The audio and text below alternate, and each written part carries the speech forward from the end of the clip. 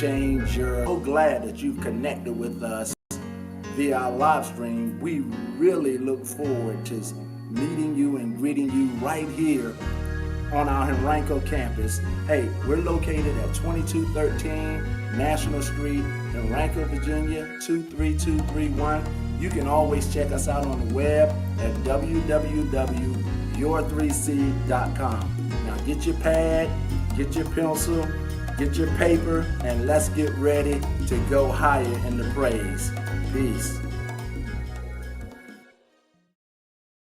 Good evening, good evening, good evening. Welcome back to another Tuesday. Man, we're excited again that you all decided to hit that button and come on in and scroll join us. on up. Yes. We're glad. Excuse me. And I don't have. What is that? Where's your mask? I don't know. We've been real flexible with this thing, and you done got a cough. Y'all, we got to be careful. I do have my mask, just so you can see. You want me to put it on? No, thank you. It's okay. No? I trust you. You trust me? You trust me? See?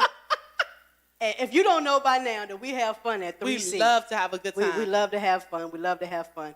But again, tonight I'm also excited. The fact that we're having another talk, but tonight the talk will be on mental health awareness. Yes, this is May. May is Mental Health Awareness Month.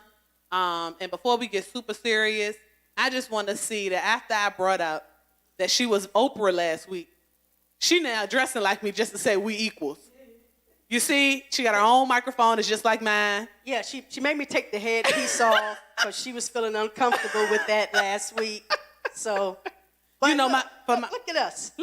Look at us. If y'all want to, y'all can screenshot it. Okay, now post it, tag us. Y'all know I love a picture moment. But I'm hoping that, I don't know if he can get the full body, but you don't have to, please. If you don't get the full body, I'm not mad at that. Do you have my shoes? Because I don't have on tennis. She do not have on tennis shoes. She got on some sparkly boots. Uggs.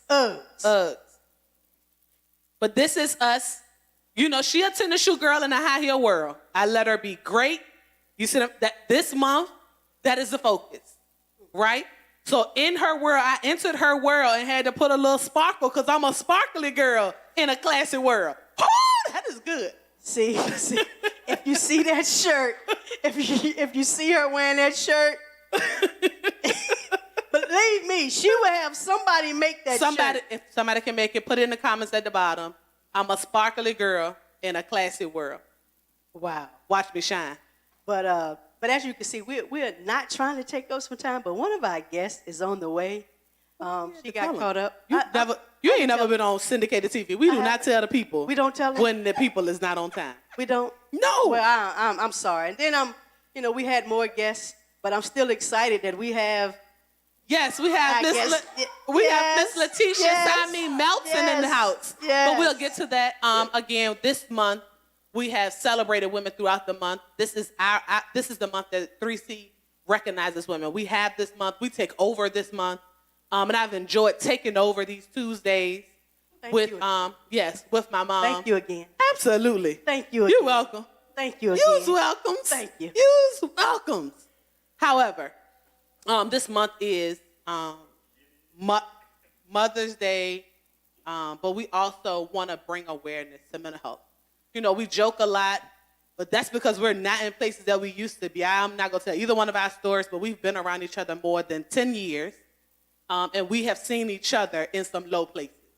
And so we have supported each other in our moments of crying and feeling like we want to give up, but we've also been able to get to this place through God and through relationship and smile.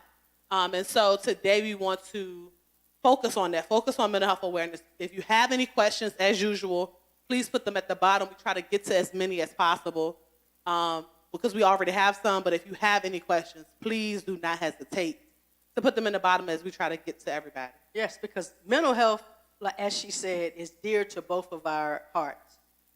Both of us really are in the human service field. I'm definitely in the mental health field, and it's real. I just know when I came up that my parents would not speak, and my mother's parents would not allow them to speak of mental health. Oh, no, they would always call somebody crazy if they was going to a psychiatrist that. or if they was going to see a therapist or whatever. And now, for me, I would say that if you don't have a therapist, something wrong with you. Right. It's a different thing. If you're not sitting on somebody's couch at least once a year, something might be wrong. And I think it's healthy. It's healthy for us to do that. And so, like I said, this is very true to my heart. I've had family members that have committed suicide. Have family members that are dealing with depression right now. So, this right here is real. And because of this pandemic that we're in, even though some people say that it hasn't heightened at all, in some instances, I beg to differ. But I'm just excited that people now, some people are not scared to talk about it. Right.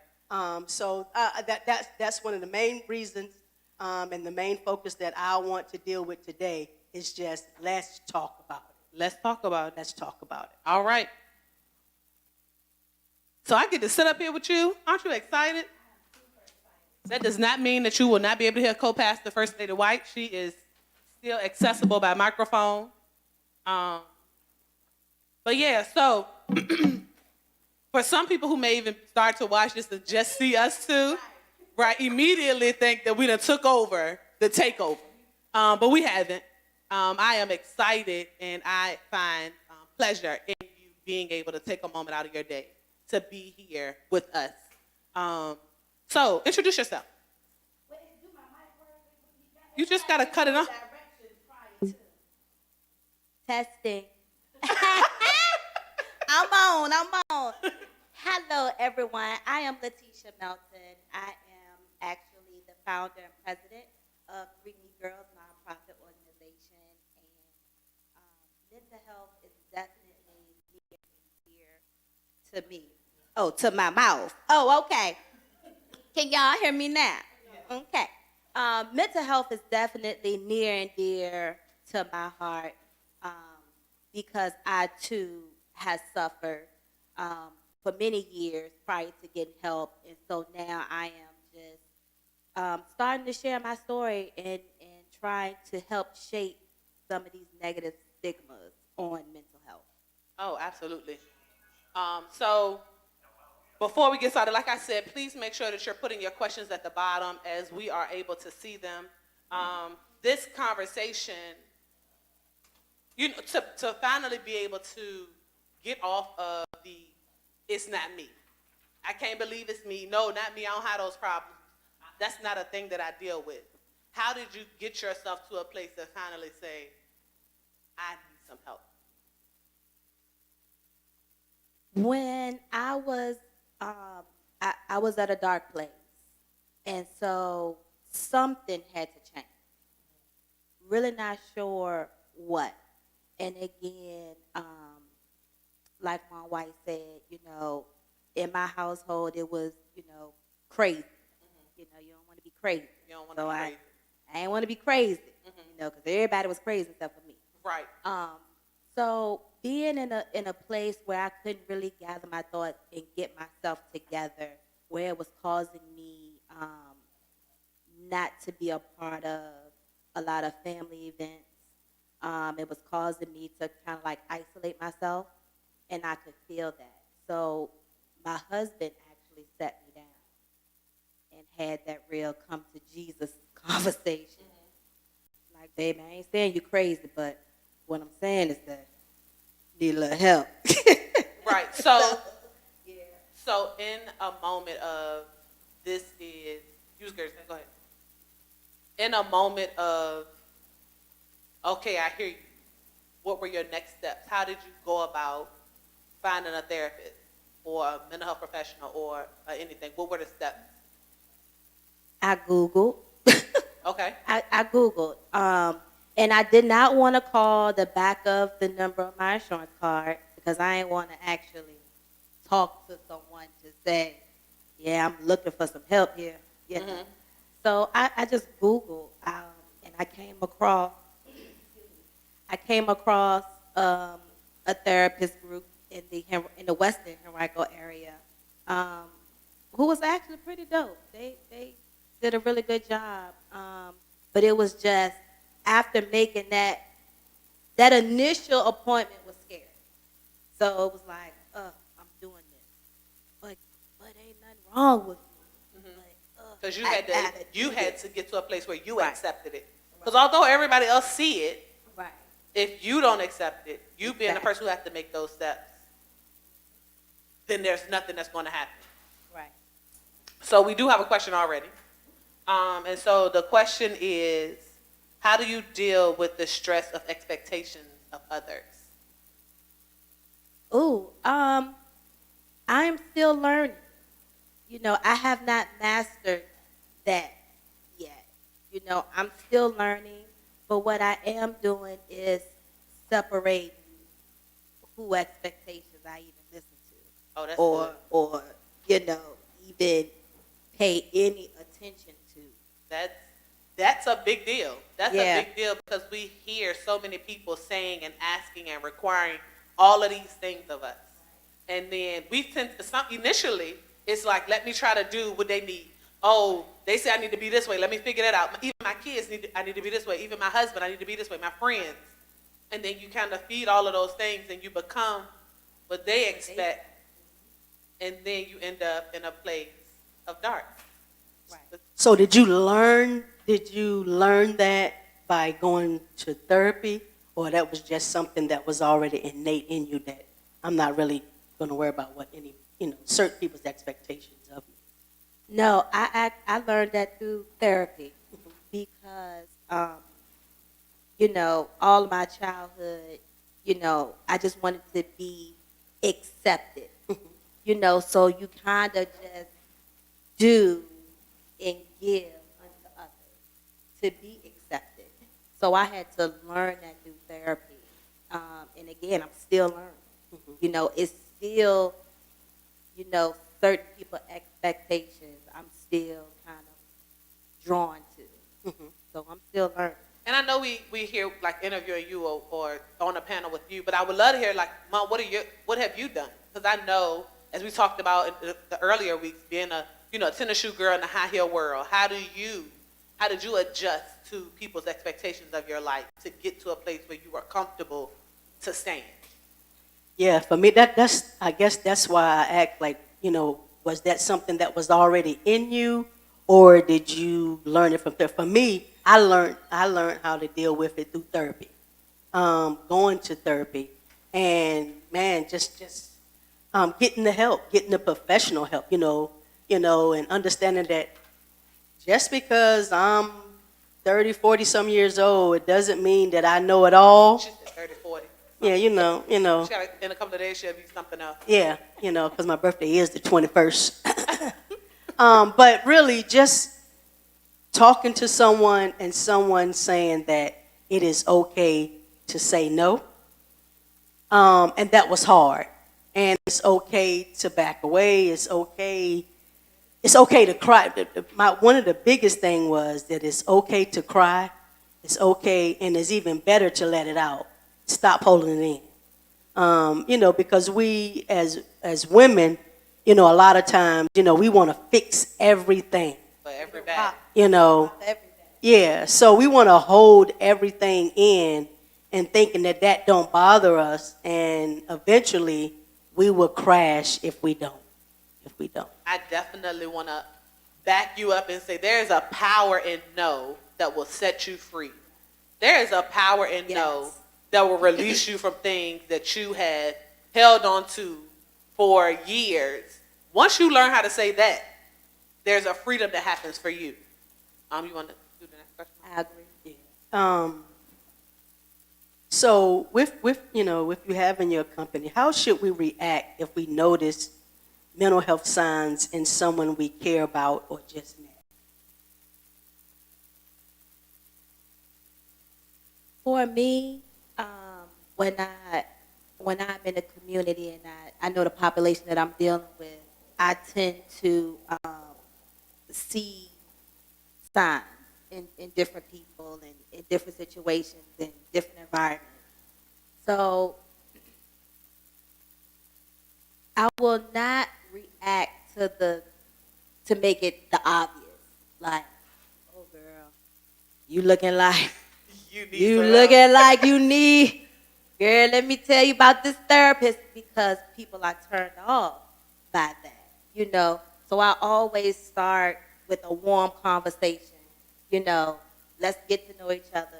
Let me tell you a little bit about me to make you feel comfortable. And then let's talk about some of these signs I'm seeing. But it comes with a rapport, starting to build a relationship, building trust, things like that. I never just come out the gate and say what I see. Until they even understand that you even care. Right. So then they would begin to open up. Right. And then remembering, I want people that's there watching, we're not saying as a citizen, as a just citizen commoner that we want you to be out here trying to immediately help people. But signs and symptoms don't always look to the extreme. So I don't want people to think that, they talk. I literally saw someone yelling to themselves in the street on my way here. I'm not going to tell you I would approach that person. Right? I'm not telling you that, but that's an extreme of a thing. All people who deal with mental health do not look that way. Mental health and people who need help look like this. Dressed up, ready to go, working every day. Those are people who have hard places and hard times in mental health. We do have some more questions. Okay. One of the other questions that we have is, what are your suggestions on dealing with mental stress of the mental stress of COVID-19? Suggestions. So right now, people are so you're a mom. Outside of all of these things, you're a mom. Yes. How many children do you have? 4 children, 2 girls, 2 boys. In one house? In one house. At the same time? At the exact same time. And that school is mobile. It's virtual. And you're also a wife, a business owner of more than one business, although you only mentioned one, right? You're a multi-business entrepreneur. And you also work. Yes. Outside all of that. Yes. So, in your field, because you have a few different fields that you're in, so you do dabble on the mental health side as well as your nonprofit, which is to help build relationships with moms and daughters. All the way around, you help people. What are some things that you have seen would help people in this time dealing with some stresses during COVID? A moment. Take one. Take one. Just a moment. During this time, we are all, like you said, we are all under one roof all day. All day. Especially for those parents who have now transitioned to working from home. And now school, your children are now transitioned to being, students learning virtual. So having a moment, whether that means go sit on your porch, front or back, whether that means go and take a drive by yourself, have a moment. And you're going to need that moment away from home. Because I always took moments at home, right? When you were working. Yes. Right. But the kids were in school. Right. Right. So the moments look different. Right. But now, take a moment from your space in which you see all day, because that would definitely help you. Because as long as you stand in the atmosphere, regardless of if you say, I'm going to try to lay down or, I'm going to turn my phone off or I'm not going to get on social media, you're still in the atmosphere. Absolutely. And so nothing really, your mind, your mental, your body really is still reacting to you being in your atmosphere. So a shifting of atmosphere. And so, again, and not that we're going to take away from the men this month, because we definitely know there are some single dads and fathers or whatever at home.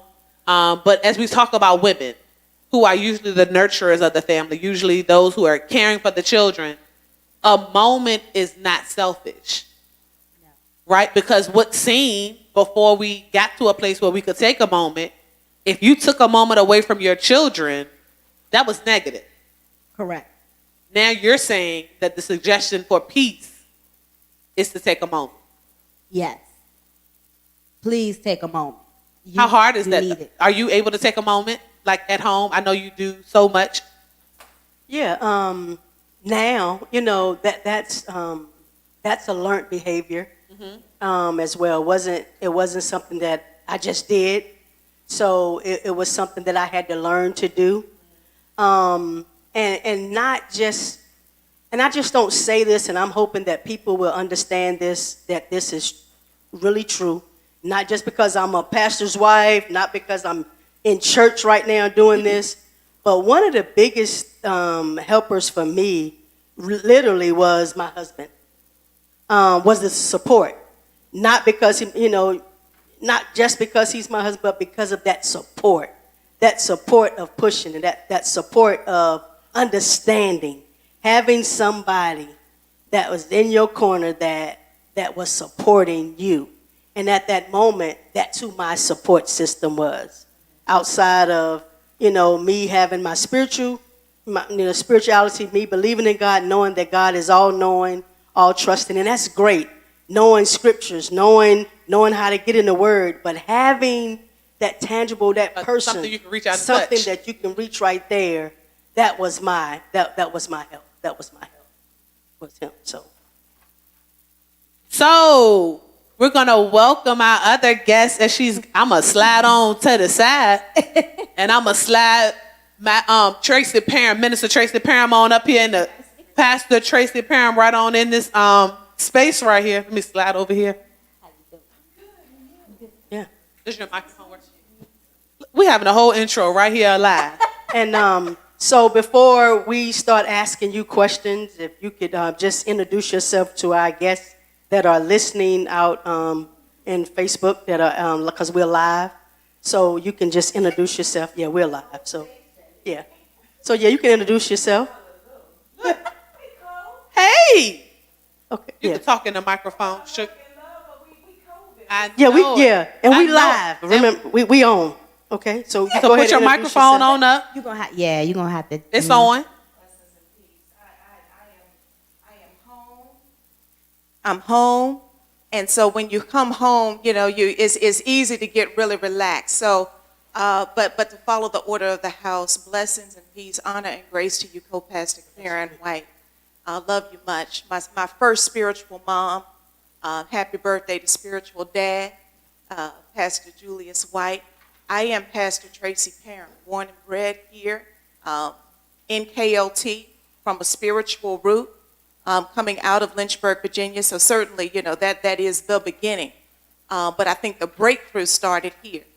And so it's an honor to be here. I currently attend Mount Gilead Full Gospel International Ministries, where Bishop Daniel Robertson and co-pastor Alina Robertson are my spiritual parents and my spiritual covering. And I have a ministry of my own, Healing, Love, Forgiveness International Ministries. I am a clinical pastoral counselor, so I deal with all things mental health, and just loving life. Excited to be here. Don't know what what God has in store for us to impart and to receive, but I'm looking forward to whatever that might be. Okay, so thank you. I welcome you. I'm going to talk loud because I don't. So we have really just been indulging in, as we're understanding that May is Mental Health Awareness Month, we wanted to help bring some awareness in this time to our listeners and to people, and trying to remove the stigmas and the taboo thought process that this can't happen to me. Mental health is not a thing for me. I wake up, I go to work every day. I don't look crazy. I don't act crazy. And so trying to remove those stigmas and letting it be known that it's way more normal now in our families, in our everydays, that we make knowledge and make people aware. So that's what we're here doing today. So I'm going to have some more questions, and then we have questions on live on Facebook as well. Yes, you can. So with you having a business, Tracy, what actions have you taken to help someone during the COVID-19 times? Or have you seen a rise or in your counseling services? Absolutely. And so the business that I work for right now is Christian Counseling Associates, and it's owned by Mike Flynn. So we do a lot with mental health, and we also integrate mental health with also physical health, which I think is the important piece that we've been pushing during this COVID-19 lock-in. What can you do inside the house, outside the house, to integrate with your physical health? When you start to release those endorphins, those feel-good hormones in your brain, they start to take action in your body, and that's what pushes out the negative stress, which brings in the anxiety and the depression and all of that stuff that comes in with that. What would you say to those in the African American community that still find therapy and mental health a taboo? Got to normalize it. We got to normalize it. We take the high blood pressure. We take the diabetes medication. Pastor Karen, you got a boot on your foot right now, right?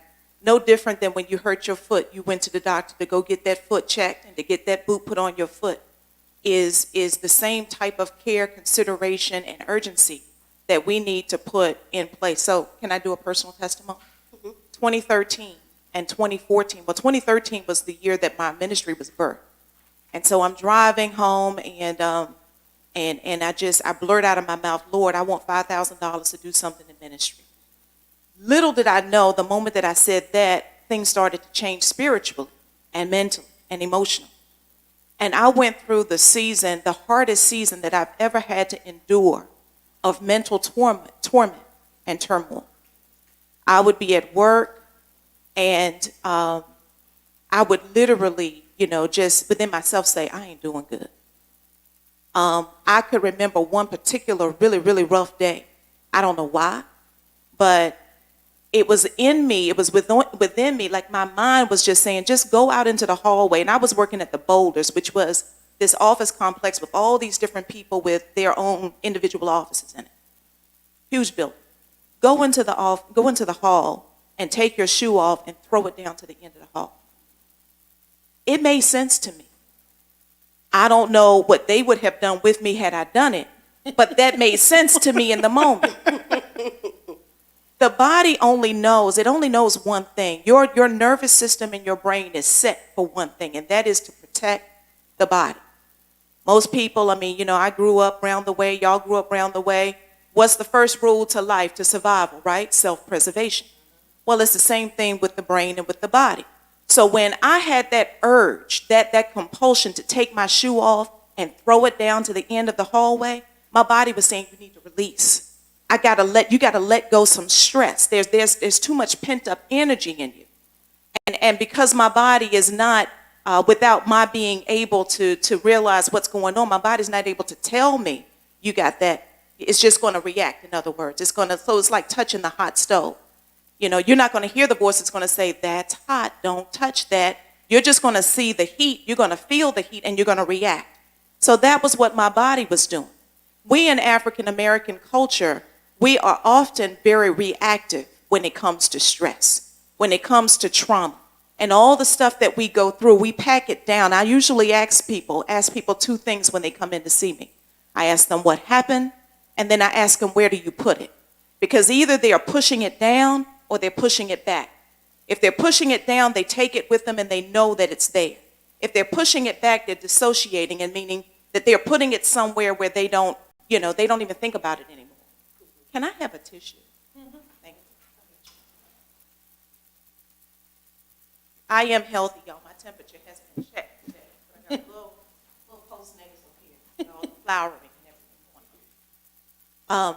But we do. We need to get to the place where we start to normalize mental health. And by normalizing mental health, that just means to me that, if you know that your plate is full and you go home, and I think I heard you saying, just take a minute. You were talking about taking that moment. And you go home and you know that that minute ain't working no more. Or whatever the thing is, however it is that you self-soothe, it ain't working no more. Then it's time to go and get some additional help. No different than when you hurt yourself, you hurt your body. I got a headache. I'm taking Tylenol, been taking it for 3-4 days. That don't work. It ain't working no more. Right. I need to go and get something done. So you just mentioned about pushing down versus pushing back.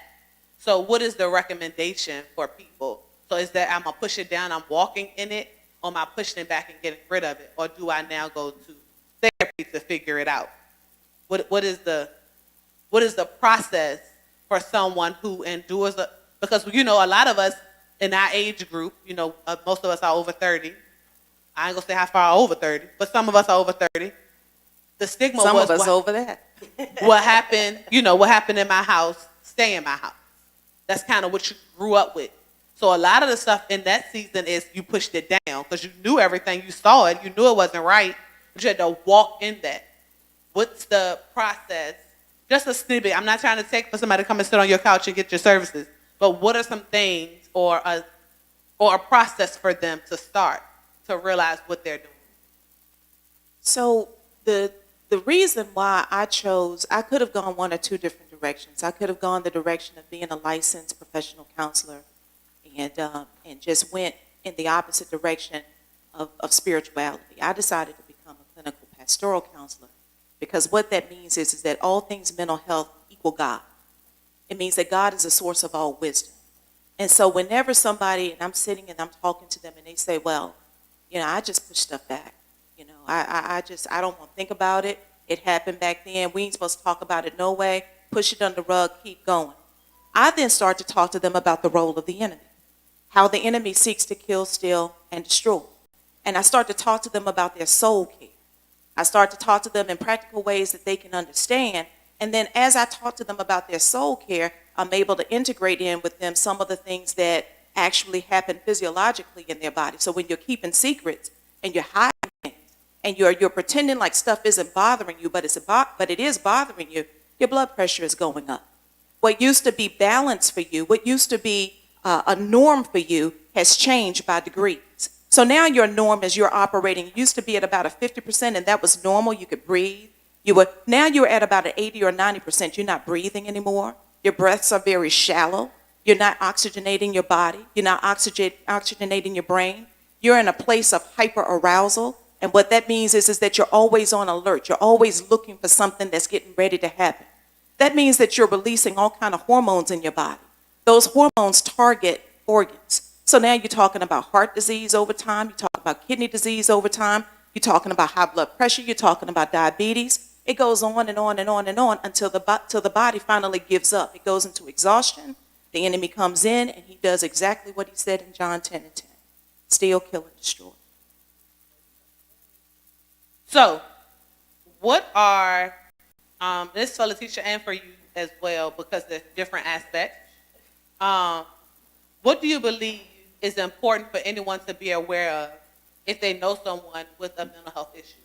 So, when I'm talking to T, my position is when your family, once you knew there was something different, what changed around you? What was the shift that happened? Were the kids able to still come in the house? Your friends were you still accessible? What are some of the things that changed for you?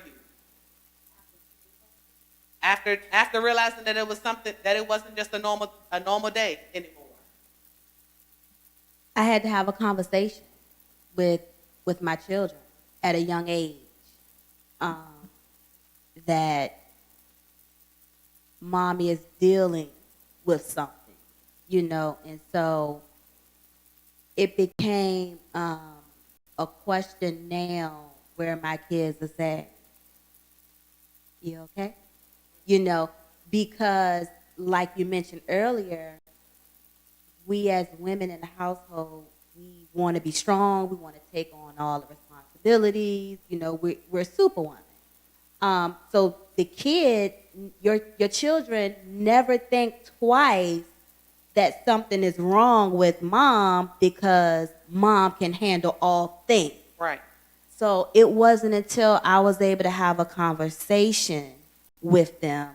And, you know, me and my husband kind of went back and forth with, should we say? So I kind of went back and forth because I'm like, well, they're just babies. They're not going to understand.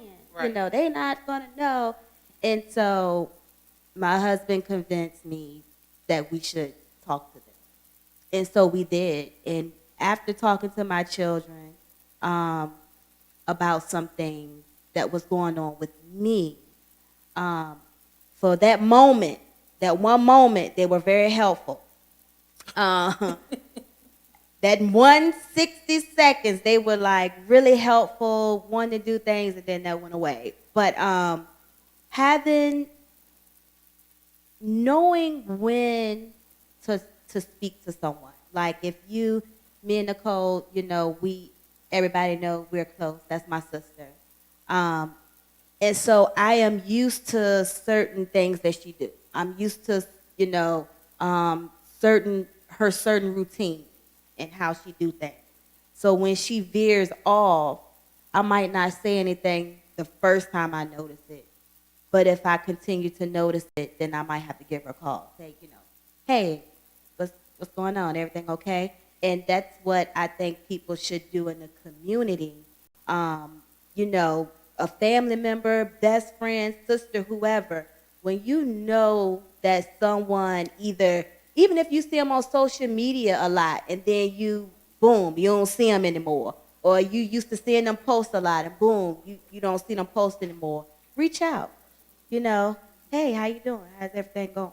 Just to start that conversation. Yeah, and it doesn't mean that you have to get all into their Right. business Exactly. to do it, but show someone that you care and that, hey, I've noticed this.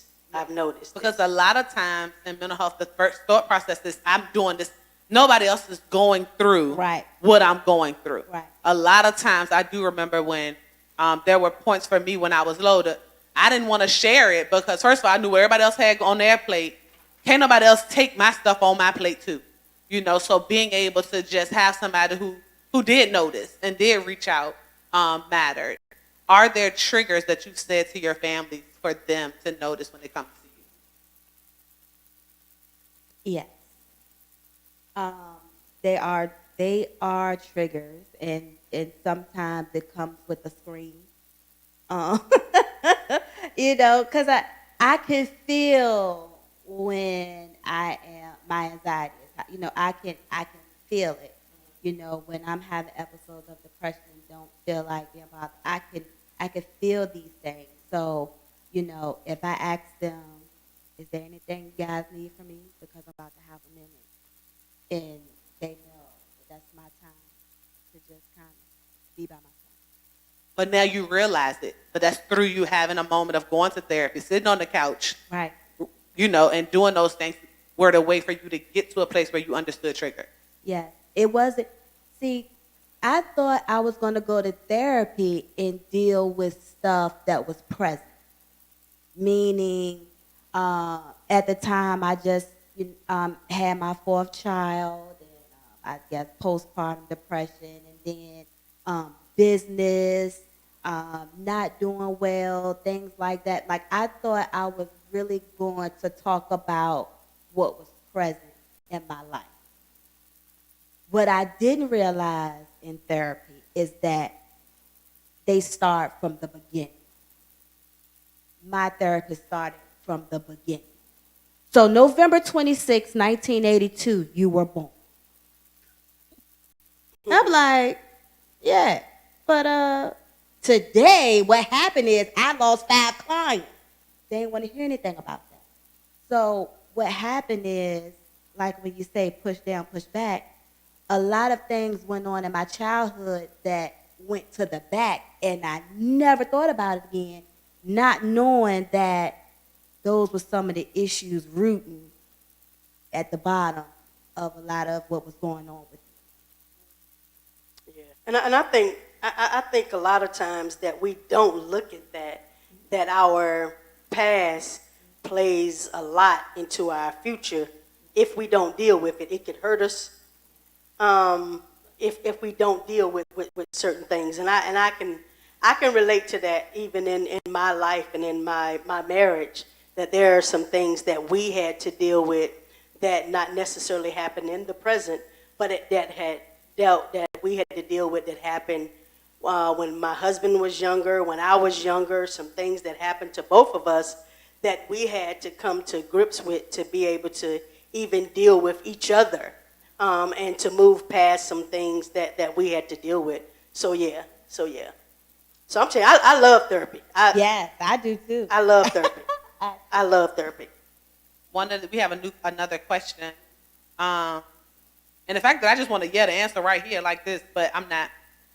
The question is there an acceptable, this is for both of y'all, is there an acceptable cost or exchange for your personal peace or happiness? Is there an acceptable cost for your personal peace or happiness? That's a personal Personal. question. Yeah. Yeah, I mean, how much are you? There's some people that, you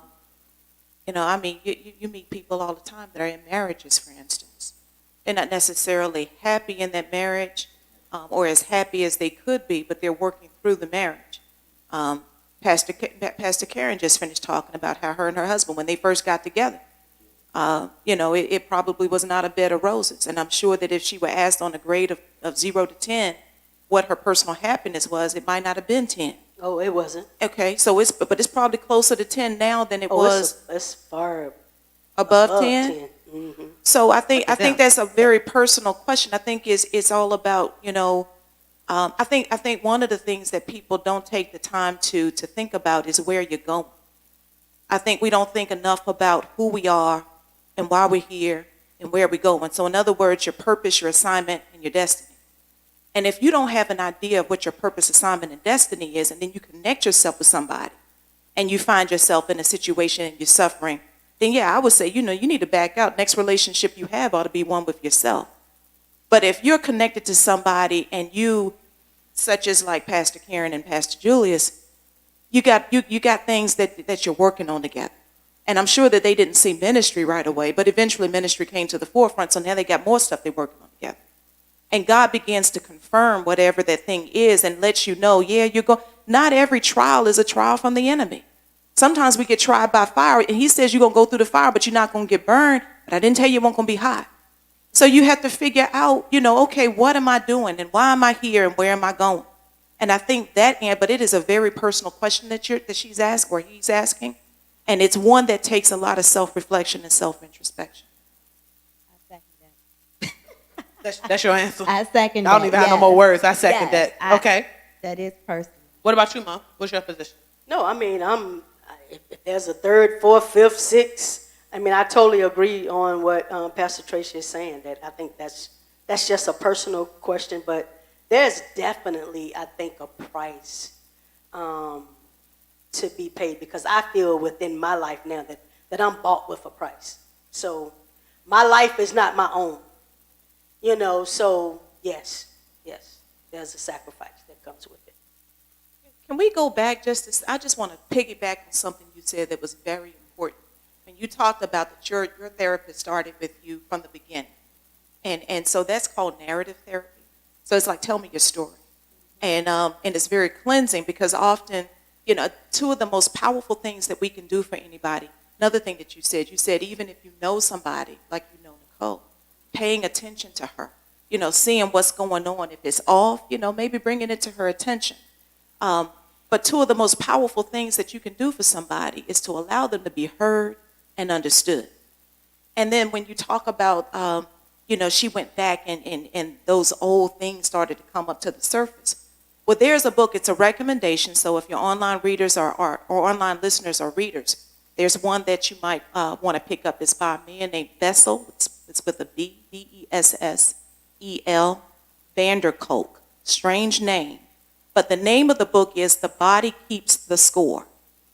And it just talks about that everything that we experience physiologically in our body, so mind, body, the body literally keeps an account of it. It's how we know not to touch that hot stove.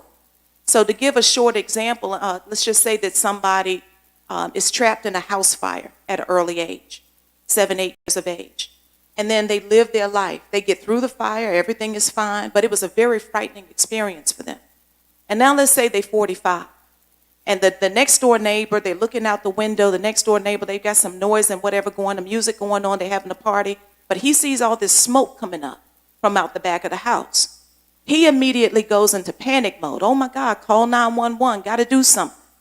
His brain shuts down because what he's going back to, he immediately goes back into that place of trauma, and he begins to respond and react to the trauma, not to the event. Goes over next door and finds out they're having a barbecue. But you got all this, all of this circumstance going on around it. So the body keeps score. I think a lot of times, especially in the Black community, we think if we got through it, then we got over it and it's okay. Right. And it's not. It's not. Your body is literally holding on to all of that stuff, and it puts it in places inside your body, right? And that's where so they talk about how we're so much more prone to all of these diseases. Well, that's a big piece of why that is. I like the fact that you're bringing awareness to the fact that our mental health plays a role in our physical health. Something. Sickness, illness, and disease is 99% spiritual. Am I right? 99% spirit. I don't care what it is. If you got AIDS, if you got the common cold, and by the way, a lot of people take for granted when you get sick, you got a little common cold, and you think, oh, it's just a little common cold. Satan puts the same assignment on a common cold as he does cancer. It has the same death sentence on it. So he's just trying to find an entranceway into your body by any way means that he can. And the avenue, so a lot of times we choose Satan and we don't think that we're choosing Satan, but we are. He comes in he piggybacks on events and occurrences that happen in our life. You might have had a traumatic event when you were growing up. And so he comes in and he begins to tell you lies about that traumatic event. You were never worth it. Nobody loved you anyway. It won't work, so all those lies and stuff that you hear. And then what begins to happen? You begin to cycle through all that stuff over and over and over and over again. Serotonin stops pumping in your brain, and the next thing you know, you're dealing with depression. Depression turns into anxiety. Anxiety turns into panic attacks. Panic attacks turn into heart palpitations. Heart palpitations turn, and you got all that stuff pumping into your body, all those chemical hormones, which causes the heart attack, which causes all of that other stuff. It always starts in the spirit first. So earlier, Letitia talked about women needing and taking a moment. If you could give women that are watching a process of what could they do to help deal with mental health. So hypothetically, we have someone who is low income, does not have insurance, so paying for services is not a thing. But if you could give them one tool for their toolkit, what would it be? The first thing I would say, I think preemptive to that is that we as the church, and thank God for what you all are doing, we need more of this. We need more conversations around this subject matter, and then we need training around this subject matter. There are classes that you can take through. We know the Red Cross, there's an organization called the Green Cross, and they deal with mental health on the same level as Red Cross deals with physical stuff. And so you can be trained as a mental health specialist. You can be trained, or not a mental health specialist, but a mental health first aid. And so those kind of things can be front line. I mean, sometimes people, as I said before, the most powerful thing that you can do for somebody is just hear them. Let them tell their whole story until they get to the last syllable of the last word, and just sit and listen. Too often we don't listen. We get to fidgeting, or we get to thinking about that time when it happened to us, and what we do is we circumvent somebody's healing by not allowing them to be able to dump the junk. Those dark places in our soul are the places where the enemy, where he's attracted to, because he's like a maggot. He's an old nasty thing. He likes those dark places. So the longer we hold on to those, and then the other thing is to be a trustworthy person, to be somebody that a person can come and dump that stuff over on you, and you not look at them and put them in a different, in a greater place of shame, right, and humiliation. I've had people come in and tell me some weird stuff. Really weird stuff. And I have to do this. Because I know that if I flinch or even if I blink too many times, I will throw them back 10 years further than they were to begin with. They need to be heard. They need to be understood. And then we need to be able to ask God, or we need to ask God to allow us to see his creation through his eyes. Not to label, we need to take labels. We have a t-shirt at the church that I go to, Mount Gilead, and it says label remover. We need to remove the labels. We need to, and that sounds like that's right up your alley too, Yeah, doesn't it? I'm big about titles. Okay. So labels is one thing, but I am, and that's why I probably was smiling. But titles hold you to a place. Yeah. And not that I have anything in reverencing, even if I just talk about my first lady. Everybody hear me call her mom. So don't think for a moment I don't reverence her as my co-pastor, as my first lady. But sometimes, most times, our title holds us to a standard that mentally holds us captivated or captive and unable to be free. And so some of the work that I do, titles are not allowed in my space, not even for me. You know, so I'm Nicole, that's Letitia, and you, whoever you are when you come in the room, leave it. It's literally like a basket. Whenever we do events, leave your title at the door, because I want this person to come in. I'm talking about titles of mom, you know, entrepreneur, sister. All of those things have an expectation on you. But what does Nicole expect for Nicole? I like that. I like that in the sense of triage. But I'm going to add to, so let's talk about triage. Let's talk about the operation, which is what you do. I know your ministry. I remember how strong you are in, you were doing something with Women, STDs I do, and HIV. Yeah. So that was a strong ministry. It's been a while since we connected. Yes, See, yes, I remember. we're here. So at the end of that time, so you take them through triage and you say, okay, dump the titles. Very, very, very good. When we do Healing, Love, Forgiveness conferences, we do the same thing. Anything from an archbishop all the way down to, you know, I'm the usher at the door, dump your title, come in here. The only way to get healed, the only way to be made whole is to get naked. But then at a certain point, once you start to put those things in perspective and they begin to see what this ain't you, this is what you do. Then you need to begin to hand it. You get to a place where you get to hand them back to them so that they can accept. That's when we talk about that stage 2, the assignment. So you begin to teach them the purpose. Strip off the titles because that ain't got nothing to do with your purpose.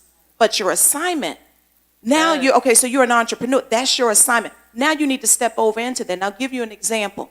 Elisha followed Elijah everywhere he went. And when he got ready to go up, he says, what you want from me? Elijah talking to Elisha. He says, I want a double portion of the anointing. He says, if you see me when I go up, he says, you'll get it. So indeed, he saw him when he went up. His not cloak, what was it? His mantle. His mantle fell down. So Elisha had one or two options right there. Either he was going to bend down and pick the mantle up and put it on, or he was going to leave it right there because I don't do titles. Right. So there is a place for the title. Absolutely. But there's also a place for the triage to get rid of all of that.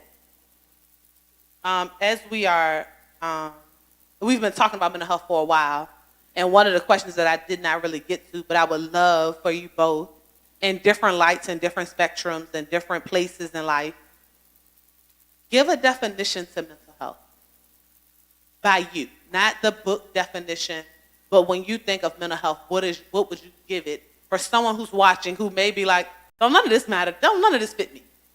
You know, so what could you say to them to let them know that maybe it's time to take a look?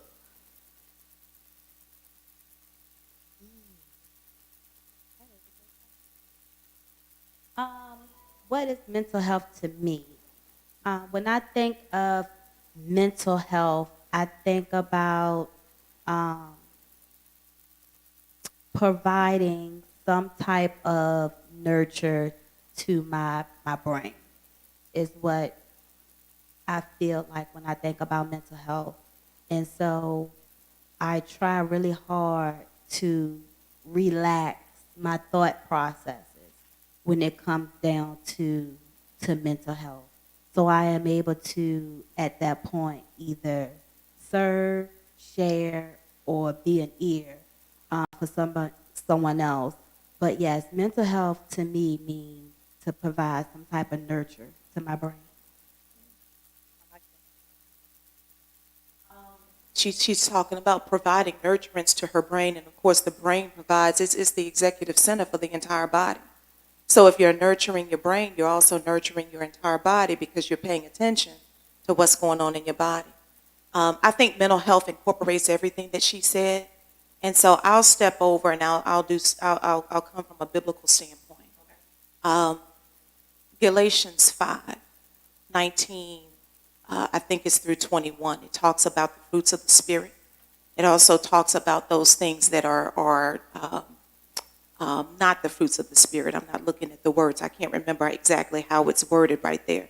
But if you look at verse 19, it talks about that these are the things that will keep you from entering into heaven. So it talks about, you're lying, and it talks about, being fornication and debauchery and all of this sinful stuff that we do with our body, with our thought processes, with our actions and our activities. Those things are counter mental health. Because what we put in our body, we begin to think about, we begin to meditate on. God's word says, meditate on my word day and night, and then you'll make your way successful.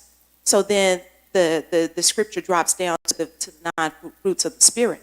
And what that then does is gives us a recipe for how God lived when he was here as man on the earth. So he had patience, he had loving kindness, he had, so all of the 9 fruits of the Spirit. Wasn't prepared for this question. So I don't remember what the 9 fruits of the Spirit are, but look over there, that's where it's found. So I think my definition for mental health is aligning myself with the word of God where that's concerned.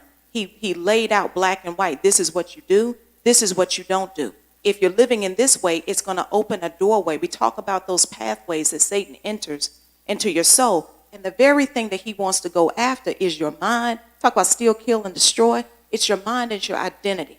He wants to go after your mind, your thought processes, and how you relate to God, how you understand God, how you see God. He wants to give you a crooked vision of that. And then he wants to steal your identity. So that knocks you off course. Now you're in the wilderness. So you talk about mental health. Well, there's darkness. And where there's darkness, there's no mental health. And then the whole rest of your body, kill the head, the body will die. The rest of the body follows after that. So that's again back to mental health attacks your physical health. It's all literally in all cycle. one thing. Right. I don't think that people really thought about or we think about how if I don't address this, then the heart stuff, then my blood pressure is high. Or if I'm dealing with all of this stuff and I'm overwhelmed, then my body is shutting down. And I don't know why.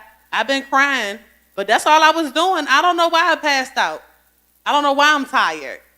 I've been going and I've been doing. I don't understand why the world feels heavy on my shoulders. I don't know why. Can I just say one more thing? Mm-hmm. I see Pastor Karen standing up. We might be out of time.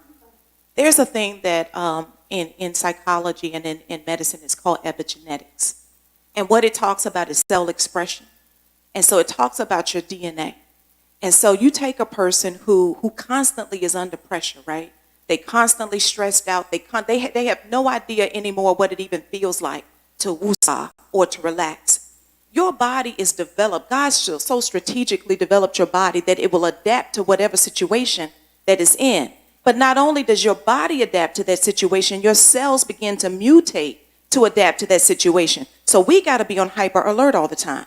We can't relax all the time. Well, then what happens is then you begin to reproduce, and your children inherit your DNA. So now you got children that are being born that are automatically already born with anxiety, already born with all of these different, these congenital things that get passed on through DNA.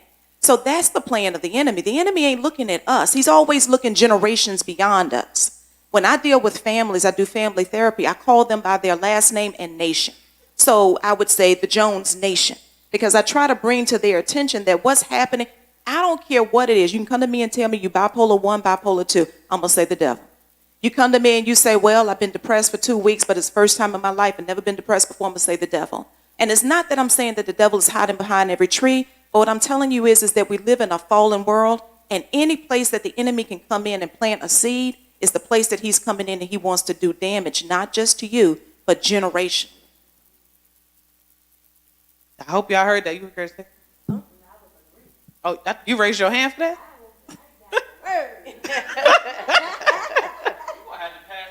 I know that. Like she gave us 12 scriptures. Did y'all talk anything about suicide? We have not really gotten to in-depth at suicide, only because a lot of people, and especially with this being awareness, it's getting people to realize that it's a thing. Like suicide is deep rooted. We did, Mom mentioned it earlier, and having people in her life who have passed due to suicide. However, I know across the board, bigger is that no one acknowledges mental health as a thing. So we can't even get to the suicide because people won't even realize that it's something that led to the suicide. Not just, oh, I had all the money in the world, because those are the people they only focus on, is the people who had all the money and still decided to shoot themselves, and thinking that that's the thing that gets them there. And so I think we wanted to first focus on the mental health and bringing attention and awareness. People wear pink all October, right? Because cancer is so big and so known that we need to bring awareness to breast cancer. And I'm not taking away, please don't anybody, think that that's what I'm saying. But I'm also saying that this month was Mental Health Awareness Month. And you probably saw 3 posts. This is also Lupus Awareness Month, so I'm not taking away from any of the things that happen, but this is the thing that is actually closer to us than any of the other things. And we still don't know. We still don't acknowledge. We still don't bring attention to. And so that was the purpose for us using this week and a part of our month of celebrating women, understanding, and not taking away from men or people in the military, but women deal with mental health and have no idea on a daily basis. So yes, you can speak to suicide. I just wanted to make it clear that we did not push suicide away, but mental health awareness was a bigger picture.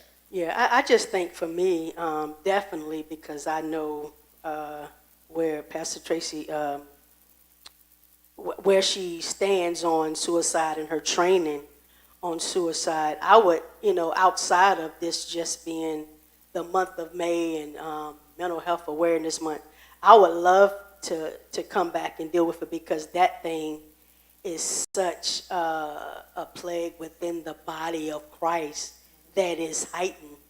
There are so many pastors that are committing suicide, and if you really listen to what Pastor Tracy was talking about, how the things manifest within our mind, our body, and how it comes out. That's a word in itself. When you be like, man, you be thinking, man, how can somebody really commit suicide? And they look like they got everything, and they look right. But if you start to listen at the things that you were saying, it make you go, Right. wow, this thing, is real, is closer than what we think. Than what we think. Because, like, for me, I look at my husband Sunday after Sunday when he go home. Not that I'm saying that he's somewhere sitting getting ready to contemplate suicide. Because he on live right now. But I watch him, how he sometimes goes into depression. But I thank God that how now that with him also, and I know that we are transparent pastors, so I'm not telling his business because he preach about it often, that how he goes to therapy as well, but how he takes that stuff home on Sunday. When I look at him on Monday, and I'm like, man, this joker preached like a madman on Sunday, but then when I look at him on Monday, it's scary. It's scary. So I thank you, because you have, as even though I'm in the field, you have enlightened me on some things tonight. You have helped me to be able to understand some things. But yeah, this is real. So I would love. I mean, if you want to touch on something with it, please do before we close. But I would love for you to come back where we could really talk about suicide, because that's something that I've always wanted to make people aware of, that it is real. It is real. Absolutely, and it's a big topic, so it does deserve that kind of attention. Absolutely. I would just say very, very, not very quickly, but in the essence of time that we have left, that if there is anybody, I'm looking at the right camera. Mm-hmm. Yep, right If there is anybody that has thoughts of hopelessness to the point that you are contemplating suicide, and you feel like there is nowhere for you to go, you feel like there's nothing left for you to do, you don't know who to call, you don't know what to do, there is help. You can call the suicide hotline, but you can also call 434-221-5408. 434-221-5408. I am a certified suicide prevention specialist.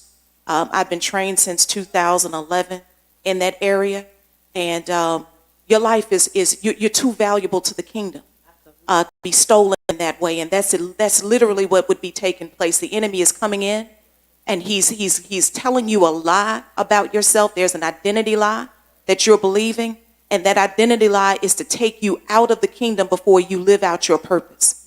And apparently that purpose must be something mighty, mighty great. If you find yourself and you're isolated, you find yourself and you're a place where you can't reach out to anybody, what you need to do is get up. I know that we're in the pandemic right now, but let's just speak as if we're not in pandemic. What you need to do is get up and get somewhere where you can be around people. You don't necessarily have to talk to anybody. If I'm talking to somebody and you're helping somebody who you know is oftentimes suicidal, they have these ideations back and forth, up and down, and you just don't know what else to do. One of the things that you can do with them is just draw a clock for them. Put all the hours of the clock from 12 to 12, 24 hours. Go around that clock and have them to list people that they can contact at whatever time, so that there's always somebody that they're able to reach out to. If you're a person that is contemplating suicide and you have a plan, meaning you got the weapon, you got the pills, you got everything you need to get the job done, I am imploring you right now, before you do anything else, please call that number, 434-221-5408, or you can call the suicide hotline. But get the help that you need, because this is not the plan of God for you. There is something greater for you, something that you have not heretofore known, and God wants to usher you into that thing. Don't let the enemy steal that from you. Can you say that number, your number slowly? I'm sorry. 434-221-5408. As we're getting ready to close, if you had any final thoughts, again, she's giving her word to people who are watching. If you could speak to anybody that is watching, and maybe a mom who just didn't realize, or maybe a sister who just doesn't understand, what would be your final thoughts to her? My final thoughts would be that you're not alone. I get people that say all the time, oh, Tisha, you look nice. Oh, you look beautiful, things like that. But they don't know what I endured to get up out of my bed. And so just speaking to anyone out there dealing with mental health, you're not alone. Please get the help that you need. Thank you, ladies, so much for being here. Tracy, please give the name of your company as well before we go out.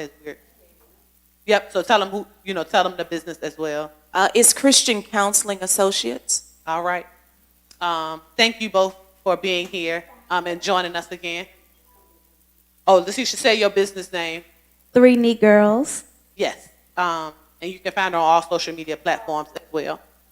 Thank you, ladies. Thank you, ladies, for being with us on Let's Talk Tuesdays, Talk to Me Tuesday, Takeover Tuesday. One of them is right, Pastor. I got it. I promise. Let's Talk Tuesday.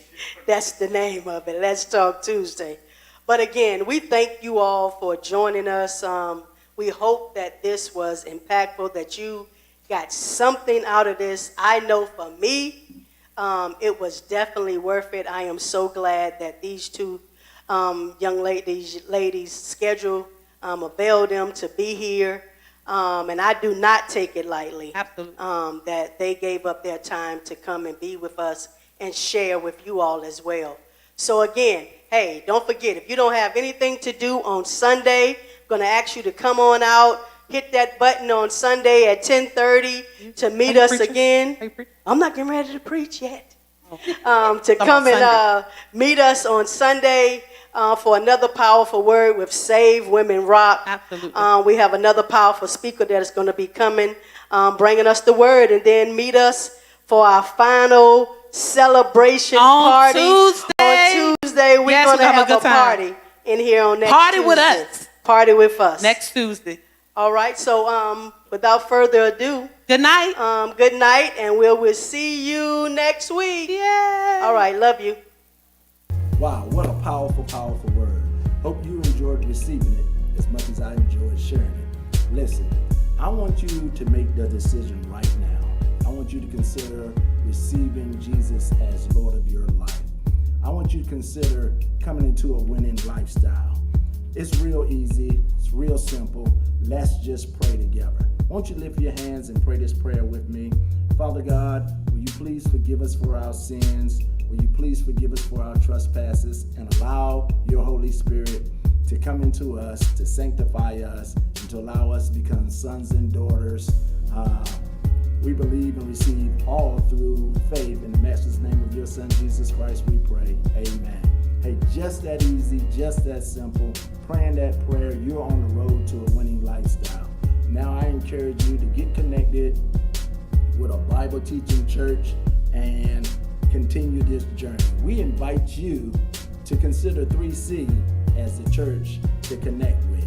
You can connect with us in a couple of ways. You can connect with us out on our website, www.your3c.com. You can connect with us through social media, or you can simply text the word welcome to 804-925-1466. Our motto here at 3C is life is better when we do it together. Listen, I want to ask you to consider helping us accomplish the vision that God has given to us by simply sowing a financial gift into our ministry. Hey, listen, we promise that we're a ministry of integrity. We're putting the monies together to do the work in our community. Here's a couple of ways that you can give. Again, you can go right out to our website, www.your3c.com. Click on giving. You can give your gift that way, or you can actually text your gift in. You can text 804-409-8687. Make your financial gift there. You'll get receipts immediately. Again, we're a ministry above board, doing things in a good, godly manner. So we invite you to connect. We invite you to give. We invite you to come visit us live. If you think it's good via live stream, you should come check out the whole service. So we hope to meet you real soon. You can visit us on our Henrico campus at 2213 National Street in Ranco, Virginia 23231. Remember, life is better when we do it together. Peace.